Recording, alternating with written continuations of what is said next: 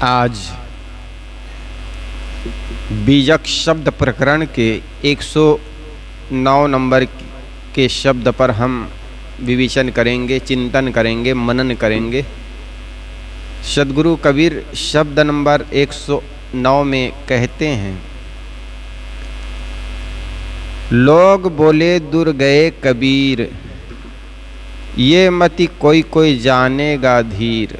दशरथ सुति लोक ही जाना, राम नाम का मर्म है आना। जेहि जीव जानि परा जस लेखा, रजु का कहे उरग संपेखा।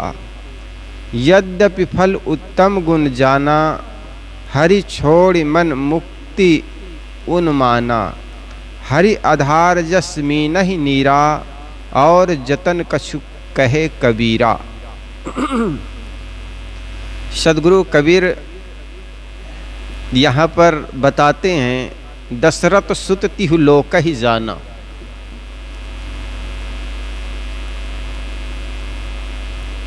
लोग बोले दूर गए कबीर, ये मति कोई कोई जानेगा धीर। साहेब कहते हैं, लोग कहते हैं सद्गुरु कबीर तो बहुत दूर चले गए। दूर का मतलब होता है अपने स्वरूप में स्थिर हो गए, और जब अपने इस शरीर में अपने स्वरूप में स्थिर हो गए तो अन्य लोगों से बहुत दूर हो गए। दूर क्यों हुआ? क्योंकि संसारिक प्रपंच में फंस करके व्यक्ति अपने स्वरूप को भूला रहता है। इस शब्द में सद्गुरु कबीर ने मोक्ष के आश्रय भूत परम तत्व का सुंदर एवं सटीक विवेचन किया है।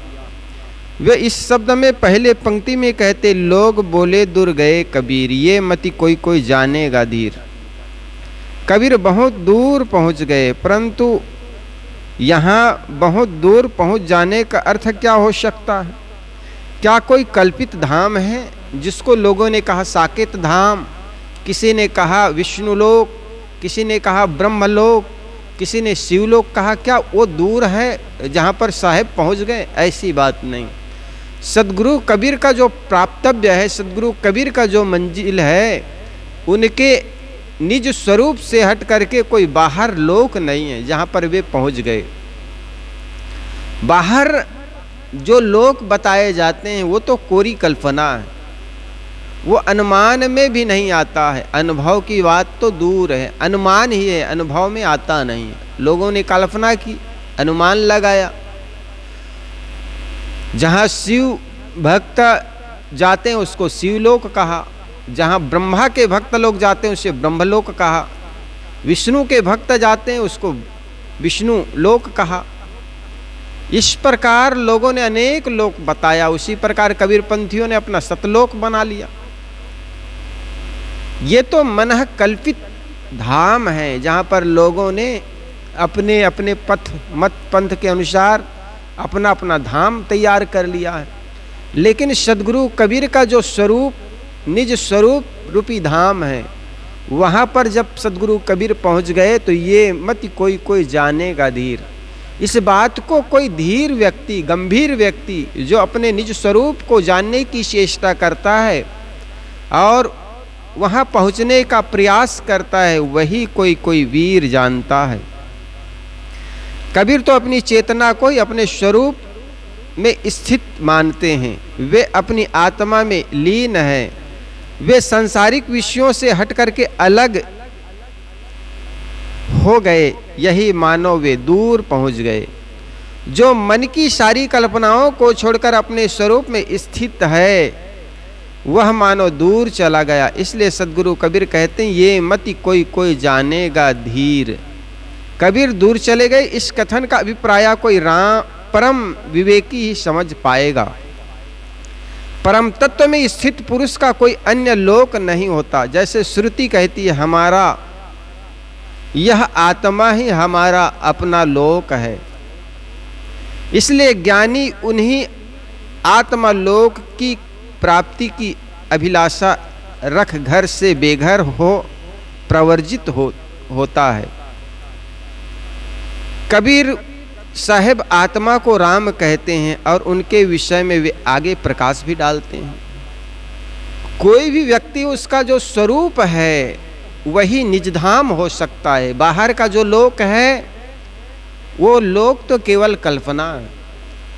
याज्ञवल्क्य जब अनेक कर्मकांड में उलझे रहे और लोगों को भी कर्मकांड कराते रहे, यज्ञ पुत्र प्राप्ति के लिए यज्ञ कराते रहे और बहुत से यज्ञ कराते रहे, लेकिन अंततः उनको ऐसा लगा ये सब निष्फल गया, निसार है। तब एक दिन ये सारे कर्मकांड और परिवार को छोड़कर जंगल की ओर जाने लगे। पूरी जीवन भर कर्मकांड करते रहे और कर्मकांड के असारता जब समझ में आई तो सारी संपत्ति को पत्नी को बांटकर, क्योंकि 2 पत्नियां थी और 2 पत्नियों के एक भी बच्चे नहीं थे, है ना। याज्ञवल्क्य जी, ये तैत्तिरीय उपनिषद में आता है। गुरु शिष्य की जो परंपरा है, लोग मानते हैं ना ये कबीरपंथ और सनातन के विरोधी है। अरे कबीरपंथ सनातन की विरोधी नहीं, बल्कि सनातन परंपरा में सिरमौर गुरु को माना गया है। आप वेद को उठा करके देखिए, वेद में कहीं पर कोई महाराज राम की चर्चा नहीं है। आज हम राम को पूजते हैं, अगरबत्ती दिखाते हैं, सोचते हैं हम सनातन धर्मी हैं, हम राम के उपासक हैं, हम कृष्ण के उपासक हैं, लेकिन पूरा वेद उठाकर पढ़ डालिए, कहीं पर राम की चर्चा नहीं है। वैदिक ऋषि के अपने देवता होते थे, वो देव क्या होते थे? सूर्य देव होते थे, चंद्रदेव होते थे, पृथ्वी को देवता मानते थे, वायु देव मान करके उनकी पूजा करते थे। जो भी उनको ऐसा लगता था ये डराते हैं, इनसे हम डरते हैं, उसको देव मानते थे। बिजली कड़कती थी तो सोचते थे इंद्र चमकाते हैं, इंद्रदेव नाखुश, उनकी पूजा में लग जाते। और पूजा कैसे, उन तक कैसे पहुँचेंगे? तो आग जलाकर स्वाहा स्वाहा करने से जो धुआं उड़ता है वो धुआं को वे लेते हैं। ऐसे लोक धारणाएं थी। तो जितने भी वैदिक ऋषि हुए हैं वे सारे ऋषि इस 5 तत्वों को देव मान करके उनकी पूजा करते थे। वायु देवता की पूजा करते थे, सूर्य देव की पूजा करते थे, लेकिन महाराज राम की चर्चा उसमें नहीं है। वैदिक ऋषियों के काफी देर बाद महाराज राम की चर्चा आती है। वाल्मीकि रामायण में जो राम की चर्चा है वो केवल राजकुमार राम की चर्चा है, जो दशरथ का सुपुत्र है और 4 भाई हैं, जिनका विवाह जनक सुपुत्री सीता और अन्य बहनों से होती है। वहाँ पर एक केवल राजकुमार राम के रूप में उनकी चर्चा है। लेकिन ईसा के 1000 वर्ष बीतने के बाद उसको पार ब्रह्म परमेश्वर मान लिए गए। और सदगुरु कबीर के करीब 300-400 वर्ष पहले उनको पार ब्रह्म मान लिए गए थे।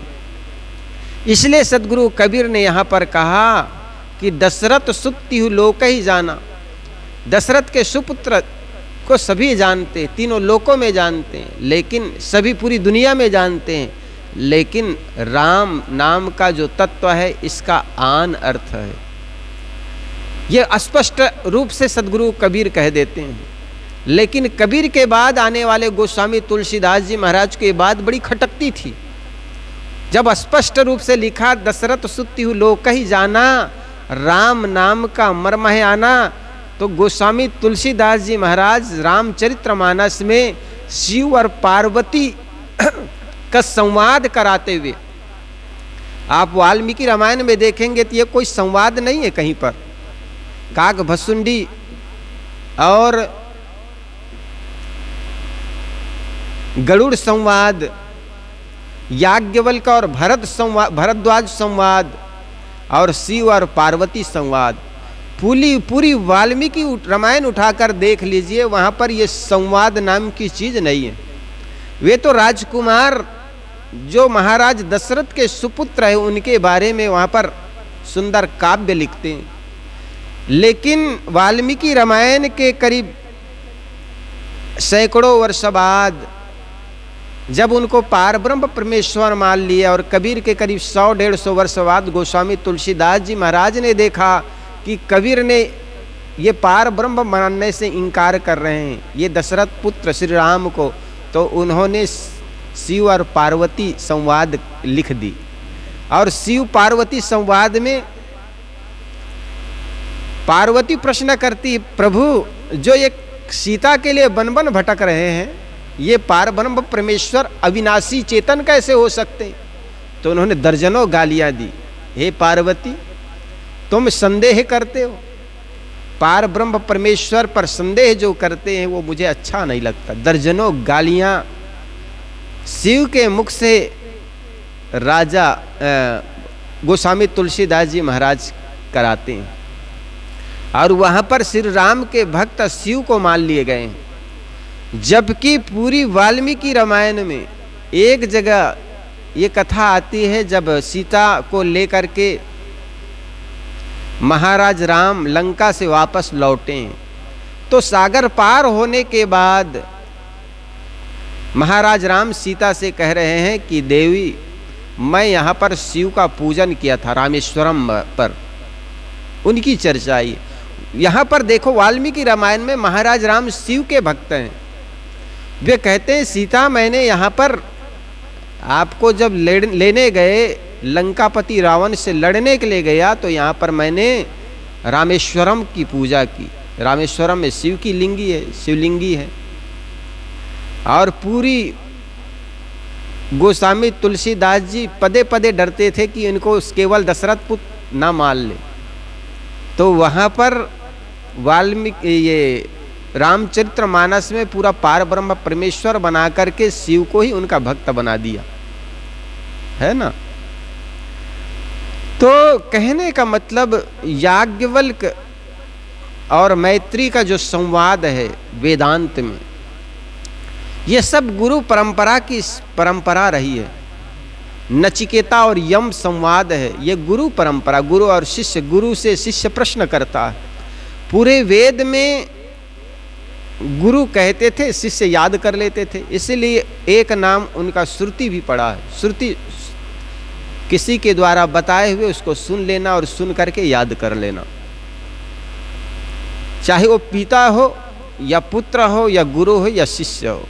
गुरु बताते थे, शिष्य सुन लेते थे, याद कर लेते थे। इस प्रकार हजारों वर्षों से गुरु शिष्य परंपरा से ये वेद जो उतरा, उस वेद को जब एक जगह संकलित कर लिया गया तो उसको वेद कहने लगे। और वेद के 4 वेद बन गए, ऋग्वेद, यजुर्वेद, सामवेद और अथर्ववेद। और फिर चारों वेदों के बीच 4-4 और भाग हुए, संगीता भाग, ब्राह्मण भाग, आरण्यक भाग, और एक है उपनिषद। उपनिषद भाग में तत्वचिंतन की बात आई है, आत्मचिंतन की बात आई है, अपनी ओर लौटने की बात आई है। कहीं पर पार ब्रह्म बाहर खोजने की बात नहीं है। संहिता भाग में केवल जीवन में कैसे रहना है, परिवार के साथ, समाज के साथ, जिसको आचार संहिता कहते हैं। जीवन में जो आचरण संबंधी जो नियम हैं, किनके साथ कैसे व्यवहार करना है, उसको संहिता भाग कहा गया। उसके बाद ब्राह्मण भाग है। ब्राह्मण भाग में कर्मकांड को लिखा गया है कि कौन से काम में कौन से कर्मकांड करना है, और पूजा के नाम पर कर्मकांड जोड़ा गया है। यज्ञ, होम, हवन, तर्पण, नाम जप, ये सब ब्राह्मण भाग में लिखा गया है। उसके बाद आया है आरण्य भाग। आरण्य कहते हैं जंगल को, और जंगल में कौन रहते हैं? संत। तो घर में रहते हुए भी संन्यास जीवन कैसे जिए, सबसे निष्प्रिय होकर के, उसको आरण्य भाग कहा गया। फिर उपनिषद खंड आया, और उपनिषद खंड में ऋषि मुनि ने आत्म तत्व का चिंतन किया है। और यही कारण है कि आत्मचिंतन का जो भाग है, ये धीरे धीरे उपनिषद मोटे रूप में अभी मुख्यतः 11 उपनिषद माने जाते हैं, जिसमें इस ईशोवास्यम उपनिषद, कठोर उपनिषद, छांदोग्य उपनिषद, इस प्रकार आदि 11 उपनिषद मुख्यतः माने जाते हैं। लेकिन इतना ही नहीं, और इससे बढ़कर के 108 उपनिषद माने जाते हैं। तो उपनिषद में चिंतन करने वाले संत आए, ऋषि मुनि आए और तत्व चिंतन करते गए। और इसी में बृहदारण्यक उपनिषद में याज्ञवल्क्य मैत्री संवाद है। और याज्ञवल्क्य मैत्री संवाद में यद्यपि मैत्री उनकी पत्नी है, लेकिन याज्ञवल्क्य ने उनको शिष्य की भांति उनको तत्व चिंतन समझाए। और ऋषि कहते हैं, देवी देव के लिए देव प्रिय नहीं होते, बल्कि अपनी कामना के लिए देवता को भी आदमी पूजते हैं, मानते हैं।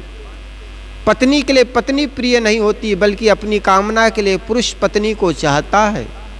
बेटा के लिए बेटा प्रिय नहीं होता, बल्कि अपनी कामना के लिए बेटा को पिता चाहता है। इस प्रकार देव के लिए देव कोई प्रिय नहीं होते, बल्कि अपनी कामना के लिए देवता को मनाते हैं। अब बताओ, कोई आदमी मंदिर जाता है तो भगवान के लिए जाता है कि अपने लिए जाता है जी? किन के लिए जाता है? भगवान के लिए जाता है? भगवान के लिए कोई नहीं जाता है, सब अपने लिए जाता है।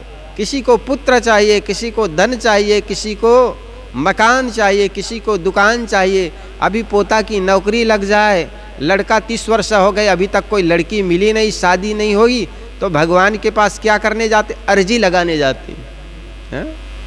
अर्जी लगा देते हैं, अल्टीमेटम देते हैं कि भगवान ये काम कर देना। अब घर के भगवान तुम्हारे कोई नौकर है क्या? रामदेवरा चले गए, आदमी कहे भगवान अल्टीमेटम दे आया, लड़की बड़ी हो गई, शादी नहीं हुई है, शादी करा दोगे तो मैं 5 फीट का झंडा लेकर अपने दरवाजा से ही आप तक दरबार तक आऊँगा। और नहीं हुआ तो कहे भगवान भगवान नहीं है। कैसा भगवान? फिर हमारी मांग पूरी कर दे तो भगवान, और ना करे तो भगवान नहीं है। इसका हमारे प्रमाण पत्र की जरूरत, कोई भगवान को भगवान होने का प्रमाण पत्र की जरूरत तुम दोगे क्या? भगवान स्वतः है, इसका प्रमाण के लिए प्रमाण पत्र की जरूरत है नहीं। आपन तेज समारहु आपे, तीनों लोग कांपते हाफे। तुम हनुमान के मंदिर में जाते हो और कहते हैं भगवान मेरी रक्षा करना, और हनुमान कहते अरे भले आदमी तुम अपने तेज को संभालो, अपने ऊर्जा को संभालो, अपनी शक्ति को पहचानो। आपन तेज समारहु आपे, तीनों लोग कांपते हाफे। जो मेरे पास है वही तुम्हारे पास है, लेकिन तुम अपनी एनर्जी को, अपनी शक्ति को, अपनी ऊर्जा को पहचान नहीं पाते और बाहर भटकते हो। साहब ने कहा न, कहाँ ढूंढे रहे बन बन में, घट घट में समाया है। तेरे भीतर मेरे भीतर उसी का छाया है। कहाँ ढूंढे रहे बन बन में, घट घट में समाया है। हनुमान जी भी वही कह रहे हैं, अरे तुम्हारे अंदर जो शक्ति है, एनर्जी है, जो मेरे अंदर है वही तो तुम्हारे अंदर है। आपन तेज समारहु आपे, तीनों लोग हांफते कांपे। लेकिन हमने अपने तेज को, अपनी ऊर्जा को बाहर खोजते रह गए। लेकिन चमत्कार तब होगा जब अपने आप को समझ पाओगे। भगवान और भाग्य के भरोसे कब तक बैठे रहोगे? आपन तेज संहारो आपे। तुम कब तक मेरे दरवाजे पर आते रहोगे? तुम अपनी ऊर्जा को समझो, अपनी शक्ति को पहचानो, है ना। हम भगवान की भी पूजा करते हैं, लेकिन भगवान का कहना नहीं मानते। हम शिव का उपासना करते हैं, शिव की पूजा करते हैं, लेकिन हिंसा करते हैं। अब शिव मंत्र ले लो, गांजा पीते हो कोई बात नहीं, मांस खाते हो कोई बात नहीं, शिव मंत्र ले लो। और शिव क्या कहते हैं जी? कर्पूर गौरम करुणावतारम और कैसे? संसार सारम भज गए न हारम सदा वसंतम हृदयारविंदम भवानी सततम नमामि भवम भवानी सहिते नमामि। तुलसी महाराज संगर कहते हैं कर्पूर गौरम करुणारविंद अवतारम। अब करुणा के अवतार हैं। करुणा का मतलब क्या होता है? दया करना, क्षमा करना। लेकिन हम क्या कर रहे हैं? हम मछली खा रहे हैं और शिव का उपासना करते हैं। बकरी मार रहे हैं बलि के नाम पर और कहते हैं शिव मंत्र जाप कर रहे हैं। और शिव महाराज करुणा के अवतार हैं।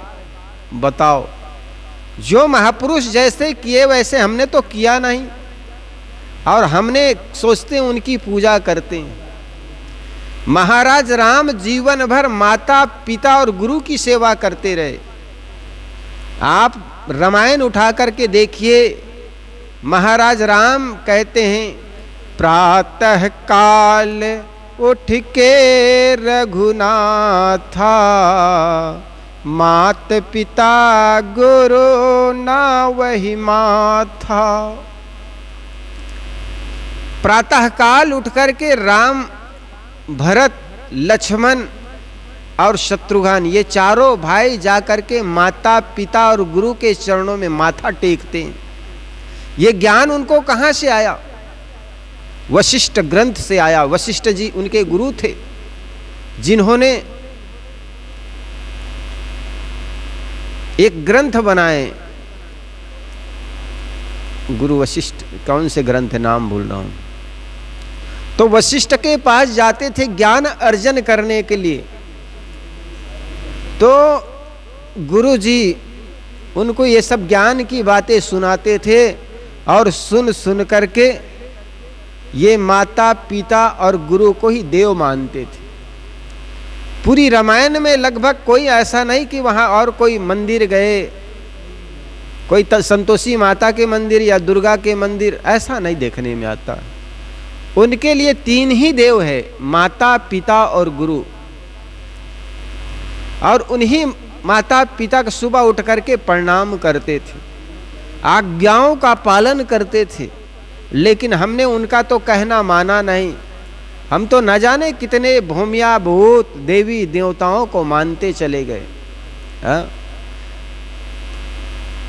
साहिब कहते जिन महापुरुष, और सदगुरु कबीर यही बात बता रहे हैं, प्रत्यक्ष देव है। देव का मतलब होता है जो देते हैं। प्रत्यक्ष देव है। माँ ने तुम्हें शरीर दिया, पिता ने संपत्ति दी, और गुरु आपको आत्मकल्याण की बातें बताते हैं। देखो, सृष्टि को बनाने वाला, सृष्टि को जन्माने वाला, सृष्टि का निर्माण करने वाला, सृष्टि के विधाता हम ब्रह्मा को मानते हैं। लेकिन मैं कहता हूं यहां पर जितने लोग बैठे, किसी ने ब्रह्मा को नहीं देखा हो, लेकिन एक देव है, सबको देखा, सबने देखा है, वो है मातृदेव। ब्रह्मा इस सृष्टि को रचना किया तो उस ब्रह्मा को आपने कोई नहीं देखे होंगे, लेकिन आपको जिन्होंने जन्म दिया उसको तो आप जानते हैं। इसीलिए किसी शायर ने बड़ा सुंदर कहा है, जिसको मैंने देखा नहीं उसकी जरूरत क्या होगी, वो माँ तेरी सूरत से बढ़कर उनकी सूरत क्या होगी। तेरी सूरत से बढ़कर भगवान की सूरत क्या होगी। कहने मतलब जिन्होंने सृष्टि का निर्माण किया उनके बारे में तो आप केवल सुने हैं, देखे नहीं हैं, लेकिन प्रत्यक्ष देवी जिन्होंने आपको जन्म दिया और सृष्टि को देख रहे हो, उस देवी को वैदिक ऋषियों ने देव कहा, मातृदेवी कहा। और ब्रह्मा जी जब सृष्टि का निर्माण किया तो पालन किसने किया? तो विष्णु जी ने। आपने ये सृष्टि का पालन करता विष्णु को भी नहीं देखे हैं, लेकिन जिस पिता ने धन कमा करके अपने खून पसीना एक करके जिस पुत्र को धन का अधिकारी बनाया, या पुत्र को पालन पोषण करके शिक्षा और बलवान बनाया, उस पिता को सबने देखा। और तीसरा गुरु माने जाते, तीसरा देवता माने जाते हैं गुरु को। गुरु का अर्थ होता है जो हमारी बुराइयों को अलग कर दे, और वही हमारे गुरु है। हमारे जीवन में रहे बुराइयों को एक एक कर करके निकाल दे, वो है गुरु। और उसके लिए हम शिव की उपासना करते, शिव संहार करने वाले। तो वो शिव को कोई देखे या ना देखे, लेकिन सदगुरु को सबने देखा है, जिन्होंने हमारे जीवन की बुराइयों को अलग करते हैं। इसलिए तीसरा देव गुरु को माना गया है। लेकिन ये तीनों गुरु एक में ही समाहित हैं, माँ में। एक माँ होती है, पुत्र को जन्म देती है, पुत्र को पालन पोषण करती है, और वही माँ अगर बेटा में कोई बुराई हो तो उस बेटा की बुराइयों को निकालने के लिए भी उस बेटा को ताड़ना देती है, ज्ञान देती है। इसलिए माँ में तीनों समाहित है, ब्रह्मा विष्णु और महेश। इसीलिए महाराज राम प्रातः काल उठ के रघुनाथा, मात पिता गुरु नावहि माथा। और इसके लिए महर्षि मनु ने कहा, रे भले आदमी, जिस माता पिता ने आपको जन्म देकर आपको योग्य बनाने में, शिक्षित करने में, धनवान बलवान और चरित्रवान बनाने में जो उन्होंने शक्ति लगाई है, उनके कर्ज को चुकाने के लिए तुम 100 वर्ष तक माता पिता के चरणों की मालिश करोगे या सेवा करोगे तो भी उसके ऋण से उरीन नहीं हो सकते।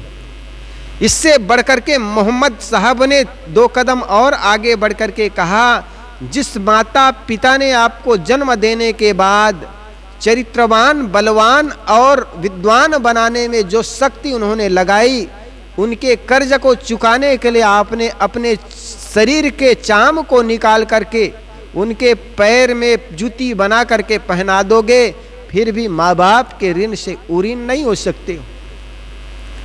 महाराज राम ने माता पिता और गुरु के आवश्यकता को समझा, महत्ता को समझा।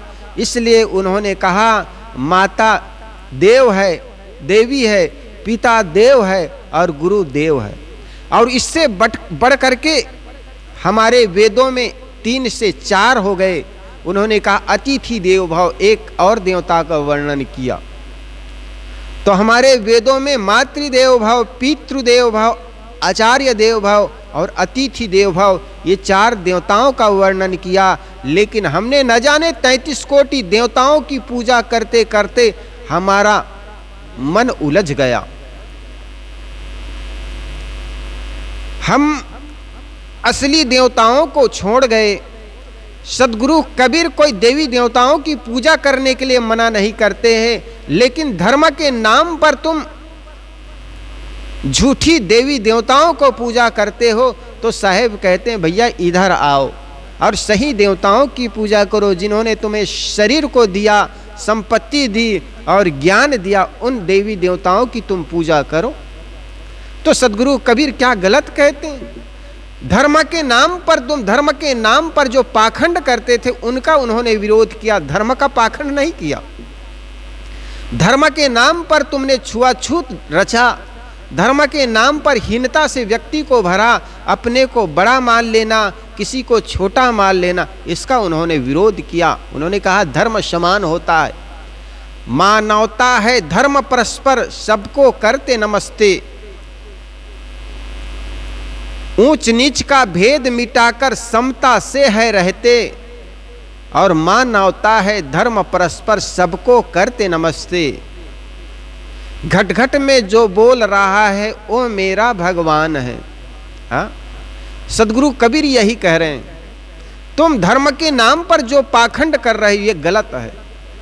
धर्म के नाम पर अमुक व्यक्ति के हाथों का पानी पीना, अमुक व्यक्ति के हाथों का पानी ना पीना, ये तुम्हारा धर्म है। तो साहब कहते हैं ये ऐसे धर्म तो फिर 2 कौड़ी के हैं। धर्म है अपने जीवन में आचरित करना, दया क्षमा करुणा विवेक विचार को आपने तिलांजलि देकर आप धर्म कथे, साहब कहते धर्म कथे जहाँ जीव वधत्व अकर्म करे मोर भाई।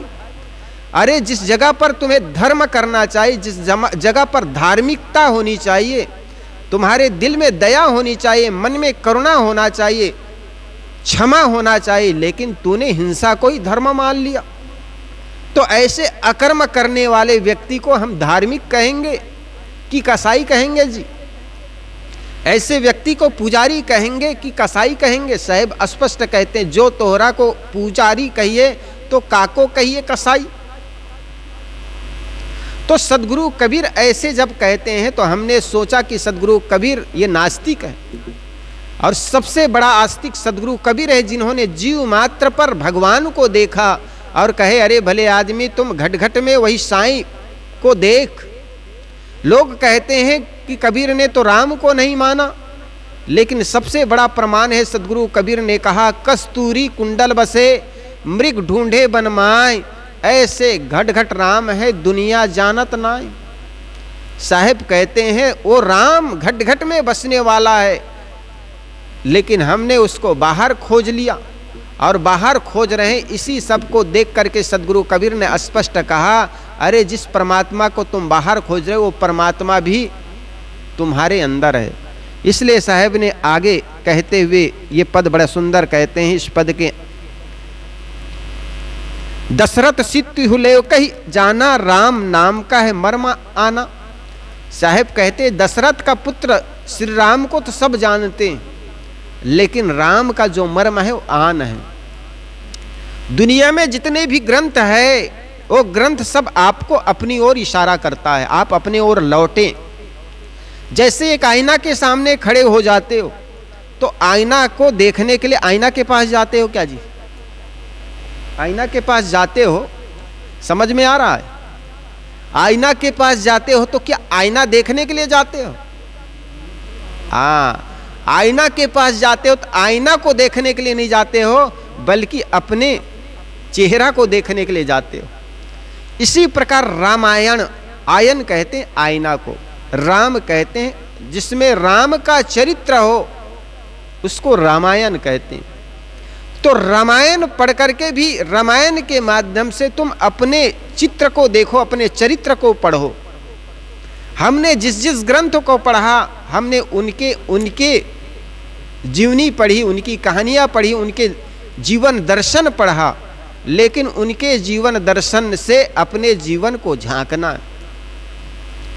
हम राम जैसे नहीं बन सकते, हम कृष्ण जैसे नहीं बन सकते हैं। आप हैं कृष्ण, कृष्ण थे, राम राम थे। कृष्ण के चरित्र, कृष्ण के जो जीवन लीला है वो महाभारत में है। राम के जो जीवन चरित्र हो वो रामायण में।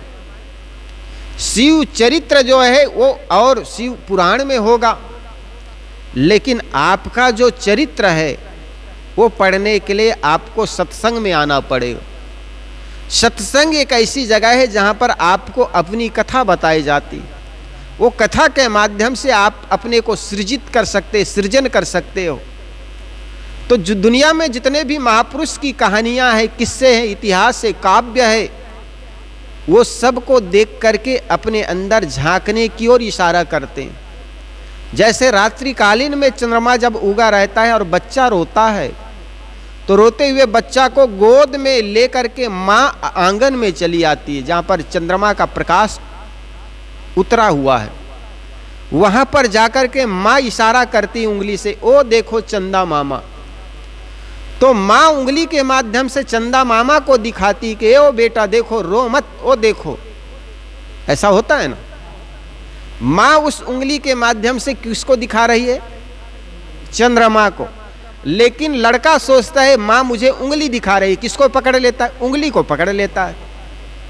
लेकिन माँ कहती बेटा वो देखो चंदा मामा। माँ उंगली के माध्यम से चंदा मामा को दिखाती है। तो माँ बच्चे को उंगली नहीं दिखाती, बल्कि उंगली के माध्यम से चंद्रमा को दिखा रही कि बेटा वो देखो चंदा मामा। और माँ का उद्देश्य होता है बच्चे का रोना शांत हो जाए। ठीक इसी प्रकार वेद जैसे ग्रंथ, उपनिषद जैसे ग्रंथों में भी हमको अपनी ओर लौटने की बातें कही गई है।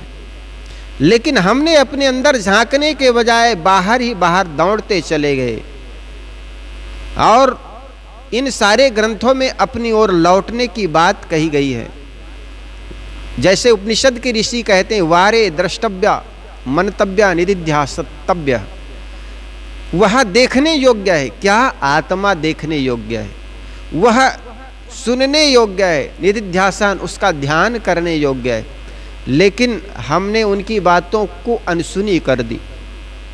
तो वैदिक ऋषि भी ये बताते हैं कि तुम अपनी आत्मा को ही समझो, उसमें स्थित हो, जिसको संतों ने निज स्वरूप कहा। और उस निज स्वरूप में स्थिर होने वाले व्यक्ति को हमने मोक्ष की उपाधि दी, वो मोक्ष को उपलब्ध हो जाते हैं। इस प्रकार साहेब कहते हैं, दशरथ सुत तिहु लोक ही जाना, राम नाम का मर्म है आना। दशरथ पुत्र श्री राम सबके उपास्य नहीं हो सकता। क्यों? क्योंकि देखो, अयोध्या चले जाइए तो वहां पर सीताराम सीताराम कहते हैं, लेकिन जनकपुर में चले जाइए तो जनकपुर के लोग कहते हैं वो राम का नाम न लीजिए। कहे क्यों? कहे हमारी गांव की जो बेटी थी जनक नंदिनी, उनको उन्होंने गर्भवती अवस्था में निकाल दिए। आप दक्षिण भारत चले जाइए, वहाँ शिव और कार्तिकेय के परिवार हैं, वहाँ पर ओम नमः शिवाय कहते हैं, है ना, जय शंकर कहते हैं। लेकिन आप द्वारका चली जाइए, वृंदावन चले जाइए, वहाँ पर जय श्री कृष्ण, राधे राधे। तो कहने का मतलब एक उपास्य केवल सबके नहीं हो सकते, सबका उपास्य अलग अलग होता है, लेकिन अंतर आत्मा सबका उपास्य बन सकता है। इसलिए साहब ने कहा, तेरे भीतर मेरे भीतर उसकी तो छाया है, क्या ढूंढ रहे बन बन में, घट घट में छमाया है। घट घट में वही साईं बसत है, कटुक वचन मत बोल रे, धन जोबन का गर्भ न कीजे, झूठे पचरंग चोल रे, है ना। साहेब आगे कहते हैं, जेहि जीव जानी परा जस लेखा, रजु का कहे उरग संपेखा। जिस प्रकार से किसी किसी को रज्जु में सर्प का भ्रम हो जाता है, रस्सी में सर्प का भ्रम हो जाता है, इसी प्रकार जिस जिसको जैसे जैसे अनुमान भासने लगा वैसे ही लोग लिखते और कहते चले गए। यद्यपि फल उत्तम गुण जाना, हरि छोड़ी मन मुक्ति उन्माना। यद्यपि श्री रामचंद्र के जीवन का जो गुण है, उनके जीवन में जो गुण है वो बहुत प्रशंसनीय है। मातृ पितृ गुरु भक्ति उनके जीवन में भरा हुआ था। माता पिता की आज्ञाओं का पालन करना, भाई भाई के बीच प्रेम, राजा और प्रजा के प्रति कैसा संबंध, ये सारे चरित्र महाराज राम के जीवन में देखने को मिलता है। यद्यपि फल उत्तम गुण जाया, यद्यपि उनको मानने से, उनको पूजने से, उनके आदर्शों को जीवन में अपनाने से उनका फल अच्छा होता है, लेकिन हरि छोड़े मन मुक्ति उन्माना। लेकिन जो मुक्ति की जो बात है, यद्यपि दशरथ सुत्रिलोक में श्रद्धा होने से फल उत्तम होंगे, क्योंकि जाना जाता है कि उनके अंदर अनेक दिव्य गुण है, परंतु लोगों की भूल यह है कि उनका मन अपनी अंतरात्मा रूपी राम को छोड़कर दशरथ सुत राम की भक्ति में और उनसे मिलकर के मुक्ति की कल्पना करने लगता है। हरि आधार जस मीनहि नीरा, और जतन कछु कहे कबीरा। साहेब कहते हैं, ये जो लोग हैं वो हरि कहते हैं, दशरथ सुत लोक ही जाना। इसमें साहब ने व्याख्यान काफी किए हैं।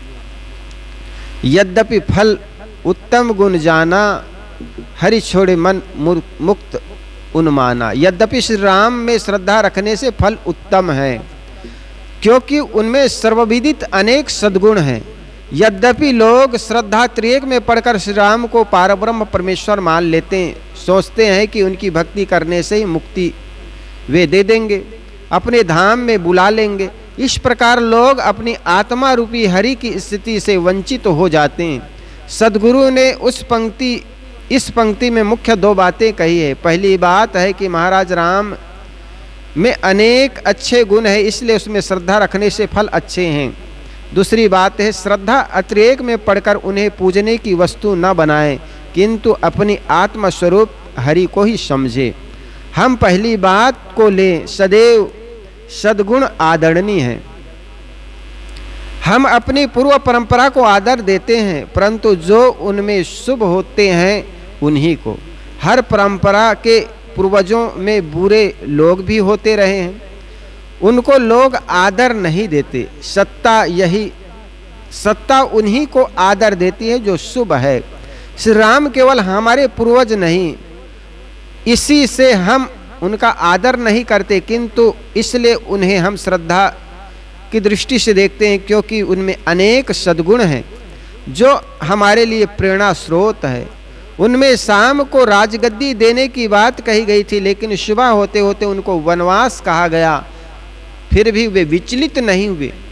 जिस प्रकार राजगद्दी पाने के लिए उनके मन में जो भाव था, ठीक बहुत ज़्यादा प्रवर्तन नहीं था, उसी प्रकार वन गमन या वन को बोल देने पर भी वो सहज स्वीकार कर लिए।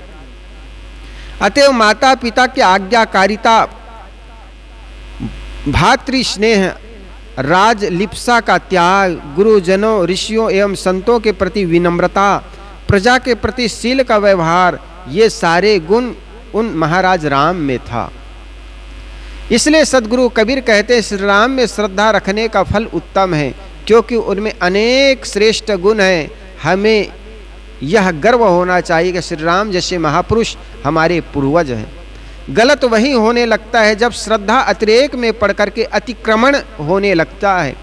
हम यह मानने लगते हैं कि श्री राम तो अनंत ब्रह्मांड नायक है, उत्पत्ति प्रलय संहार करता है, उनके एक एक रोम में अनंत ब्रह्मांड लटके हैं, वे विश्व नियंता प्रभु है, वे तो सर्व सामर्थ्य ईश्वर है, तब उन्होंने बड़े बड़े काम किए, हम वैसे कहाँ कर सकते हैं। हम उनको पूजा कर उनका नाम कीर्तन से मुक्त मान लेते हैं।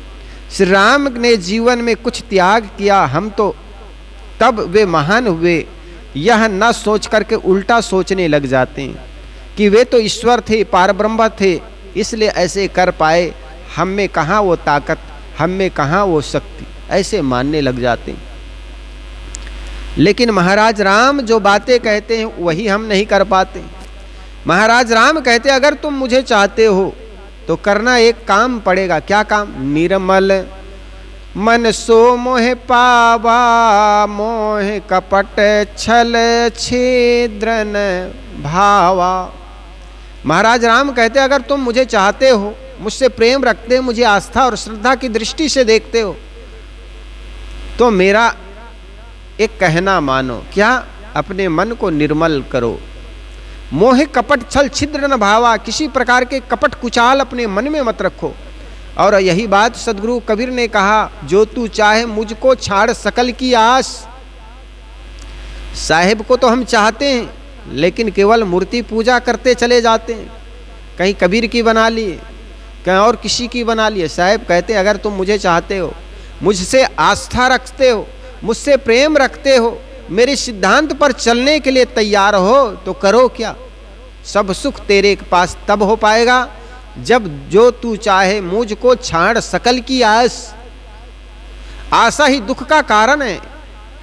इसलिए साहब कहते हैं अगर तुम चाहते हो सारे सुख तुम्हारे पास हो, तो एक काम करो, चाह को मिटा दो। जो तू चाहे मुझको छाड़ सकल की आस। ये संसार से जितने तुम आशा रखोगे, आशा ही परमम दुखम, नैराश्यम ही परम सुखम। ये पिंगला नाम की जो वेश्या थी, आज से हजारों वर्ष पहले, कहा जाता है पुरुषों की यादगारी में रात रात भर वो जागा करती थी। जब कोई भी पुरुष उनके दरवाजे से होकर आगे बढ़ जाते तो बड़ी निराशा से भर जाती, और उनके दरवाजे तरफ जब आते प्रसन्नता से भर जाती, अब आया, अब मेरे जाल में फंसेंगे। वो देखती रहती, 2 बज जाते, 3 बज जाते, लेकिन एक दिन की बात, जो भी पुरुष उधर से निकलते उनको प्रसन्नता होती, लेकिन आगे बढ़ जाते निराशा से भर जाती। अनेक पुरुषों आया गया, लेकिन 4 बज गए, 3 बज गया, उन्होंने अपने को धिक्कारी, रे पिंगला तू क्या करते हो? इन पुरुषों को जिनकी इंतजार में तुम रात रात भर जागती, उनसे मिला क्या? थूक, पेशाब और झूठी तसल्ली, इसके बजाय क्या मिला? अपने को धिक्कारती है, और धिक्कार करके एक उनके लिए या उसी के द्वारा एक सुंदर श्लोक बनाई, आशा ही परमम दुखम नैराश्यम ही परम सुखम। आशा ही दुख का कारण है, और नैराश्यम आशा को छोड़ देना ही परम सुख को उपलब्ध हो जाना है। हे पिंगला, तुम ये सब आशाएं छोड़ करके अपने आप में स्थिर हो जा। तो सदगुरु कबीर यही बात बता रहे हैं कि तुम जो आशा करते हो, चाह गई चिंता मिटी मनवा बेपरवाह, जिसको कछु न चाहिए सोई सहनपति सा। अगर तुम बादशाह बनना चाहते हो, अगर तुम सर्वे सर्व बनना चाहते हो, तो आशा त्याग दो। आशा के चलते आदमी भिखारी बन जाता है, आशा के चलते आदमी गुलाम बन जाता है, आशा के चलते ही, आशा और कामना के चलते आदमी मालिक बन नहीं पाता। क्यों? जब आशा से भरा हुआ, इच्छाओं से भरा हुआ है, तो इच्छाओं से भरा हुआ आदमी गुलामी करता। क्यों करता है? क्योंकि इच्छा की पूर्ति चाहता है, गुलामी चाहता है। और इच्छा की पूर्ति, वासना की पूर्ति करने वाला आदमी वासना की पूर्ति के लिए स्त्री पुरुष के हाथों में बिक जाती है, और वही वासना के चलते एक पुरुष स्त्री के हाथ बिक जाती है, फिर एक दूसरे की गुलामी करते जीवन बीत जाता है। और यही बात सदगुरु कबीर कहते हैं, अगर तुम कहते हो बादशाह बनना चाहते हो, तो एक काम करो, मुझे चाहते हो, अगर तुम मुझे चाहते हो तो जो तू चाहे मुझको छाड़ सकल की आस। ये संसार की आशा भरोसा छोड़ दो, छोड़ सकल की आस, और मुझ ही ऐसा हो रहो सब सुख तेरे पास। आशा छोड़ के मेरे जैसे हो जाओ, निराश हो जाओ, ये संसार से कुछ चाहना मत रखो, फिर तुम्हारे पास सारे सुख आ जाएगा। जाना है दुख से पार, तो सुख की चाह तजो। पथिक जी महाराज ने बड़ा अच्छा कहा, अगर तुम दुख से पार होना चाहते हो तो सुख की चाह तजो। जिसे जाना है दुख से पार, सुख की चाह तजो। है ना? दुख से अगर पार होना चाहते हो तो सुख की चाहना छोड़ दो, और सुख की चाहना छोड़ देते हो, उसी क्षण सुख अपना दरवाजा खोल देता। जिस समय तुम कामना और वासनाओं से मुक्त हो जाते हो, परमात्मा अपना दरवाजा खोल देता है। लेकिन हम तो कामना और वासनाओं के बंधन से जकड़े रहते हैं, संसार से नाना चाहनाएं रखे रहते हैं, और चाहना के थपेड़े में न जाने हम कितनी गुलामी करते चले जाते हैं। तो साहेब कहते हैं, ये दशरथ सुत्ति हु लोक ही जाना, राम नाम का है मर्म है आना। साहेब कहते हैं, दशरथ के सुपुत्र राम पर आस्था रखना बड़ी अच्छी चीज है, क्योंकि उनमें दिव्य गुण थे अनेक। मातृ पितृ भक्त थे, भ्रातृ भक्त स्नेह उनके मन में था, त्याग भाव उनके जीवन में था, और यही कारण है कि वो दुनिया में मर्यादा पुरुषोत्तम राम कहलाए। गुरु वशिष्ठ के पास जाकर के उन्होंने ज्ञान अर्जन किया, और ज्ञान अर्जन करके उन्होंने अपने दिव्य गुणों को बढ़ाया। गुरु के सानिध्य में बैठ करके, गुरु से सीख करके, उनके दिव्य गुणों के कारण वे भगवान हो गए। बड़ी अच्छी बात है। लेकिन बात तब गलत हो जाती जब उनको अखंड ब्रह्मांड नायक मान लेते हैं, पार ब्रह्म परमेश्वर मान लेते हैं। तब तो हम उनको पूजे की चीज बनाकर केवल आकाश में टांग देते हैं, वो ऊपर वाले। जब उसको एक मनुष्य के रूप में देखोगे, तब अपने जीवन में आचरित कर पाओगे, उनके गुण धर्मों को अपने को अपना पाओगे। लेकिन तुम जिन जिन महापुरुष को अगर ब्रह्म भगवान बना देते हो, तब अपने कर्तव्यों से तुम च्युत हो जाते हो, अलग हो जाते हो, क्योंकि मानते हो तो भगवान थे, उनके जैसे हम कहाँ कर पाएंगे। तो आदमी ने महाराज राम के साथ भी छल किया, महाराज कृष्ण के साथ छल किया, उनके जीवन को आचरण में उतार तो नहीं पाए, और हमने कह दिया वे तो भगवान थे। गांधी के जीवन के साथ तो हमने जी नहीं पाए, इसलिए आज गांधी मार्ग बना दिए। दिल्ली में चले जाए गांधी मार्ग, हम गांधी के मार्ग पर चल नहीं पाए, राम के मार्ग पर चल नहीं पाए, कृष्ण के मार्ग पर नहीं चल पाए, और उनके नाम पर हमने मार्ग बना दिया। और हम कहते हैं गांधी मार्ग पर चल रहे हैं, श्री राम के मार्ग पर चल रहे हैं, श्री राम के नाम के बनाए हुए मार्ग पर चल पाए, लेकिन श्री राम के जीवन जिस ढंग से जिया उस ढंग से हमने जी नहीं पाए। माता पिता की आज्ञाओं का पालन करना, माता पिता के सुबह उठ करके उनके चरणों को प्रणाम करना, जंगल में जाने के बाद वाल्मीकि रामायण में अनेक ऋषियों को वे भगवान कह करके संबोधन करते हैं। भरद्वाज को भगवान नाम कहा उन्होंने, तो अनेक दिव्य महापुरुषों का उन्होंने दर्शन किया, उनसे ज्ञान अर्जन किया और अपने जीवन को दिव्य बनाए। और यही कारण है कि हमारे श्रद्धेय हो गए, हमारे पूर्वज हो गए, हमारे लिए आदर्श हो गए।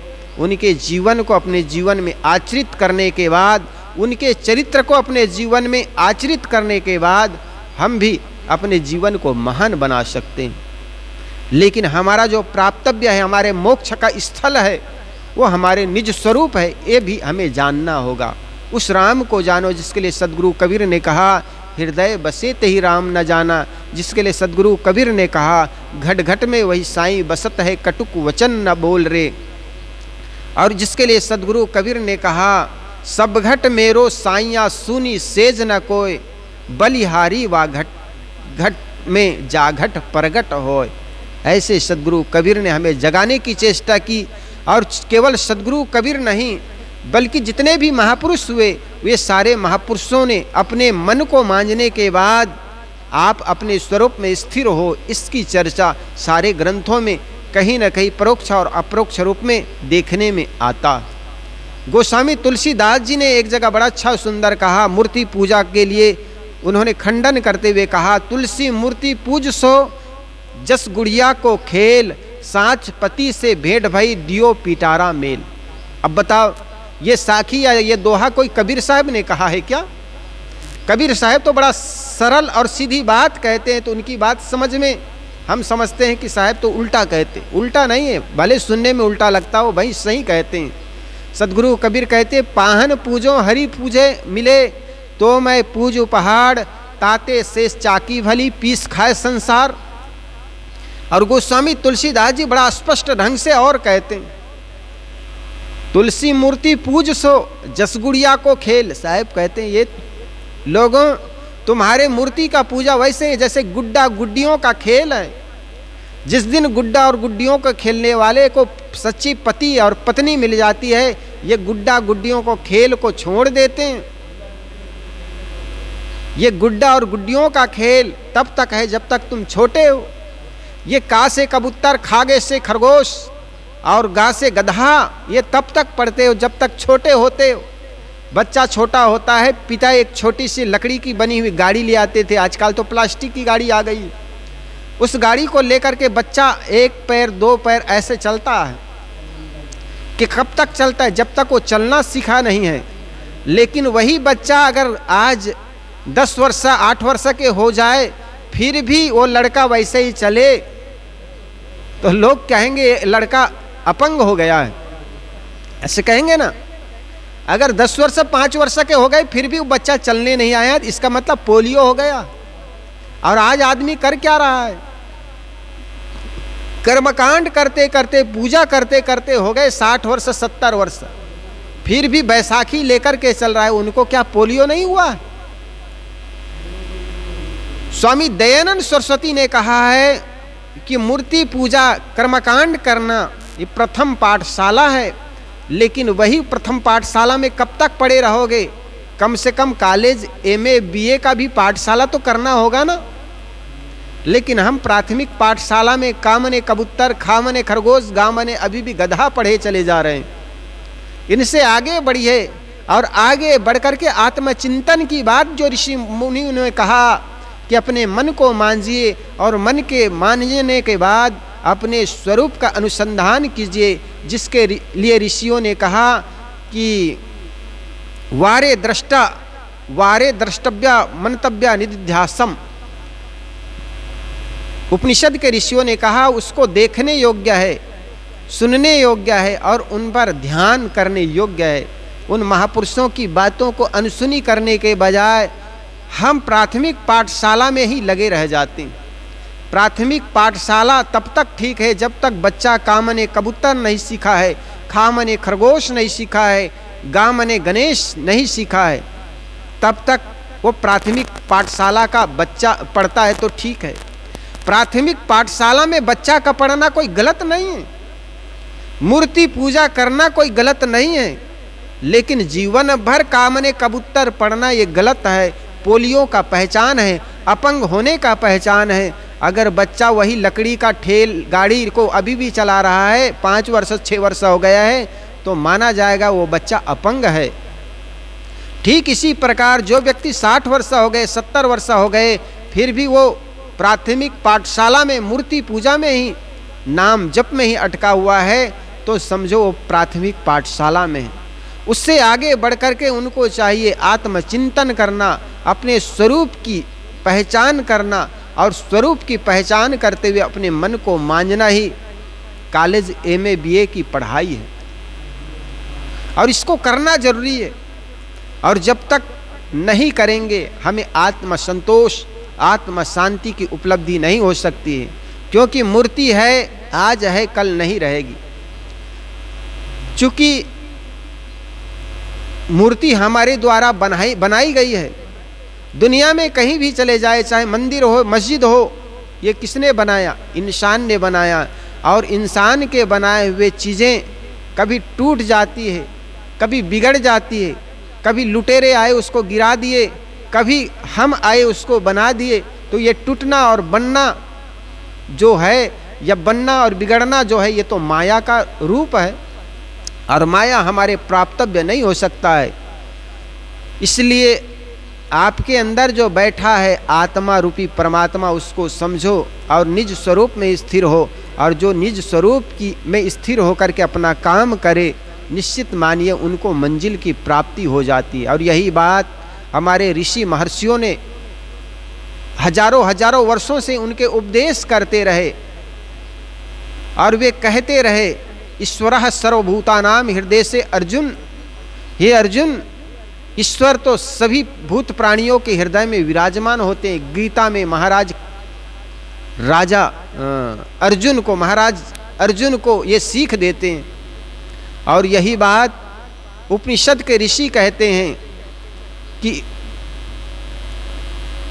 यत्यः क्षीण दोषः, जब व्यक्ति के अंदर का दोष क्षीण हो जाते हैं, यत्यः क्षीण दोषा यम पश्यन्ति यत्यः क्षीण दोषा, वह व्यक्ति देख लेता है जिनके दोष क्षीण हो जाते हैं।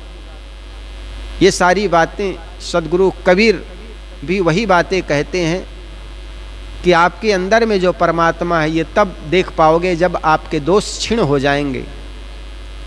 और यही काम करना है, और यही बात रामायण में महाराज राम के द्वारा कहा गया है, निर्मल मन सो मोह पावा, मोह कपट छल छिद्र न भावा। इस प्रकार सदगुरु कबीर साहब जी ये पूरे पद में व्यक्ति को आत्मचिंतन की ओर इशारा करते हैं, और वे कहते हैं कि लोग बोले दूर गए कबीर, कबीर कोई दूर नहीं गए, बल्कि अपने स्वरूप में स्थिर होकर के मोक्ष का काम किए। ये मति कोई कोई जानेगा धीर, ये बात तो कोई कोई ही जान पाता है।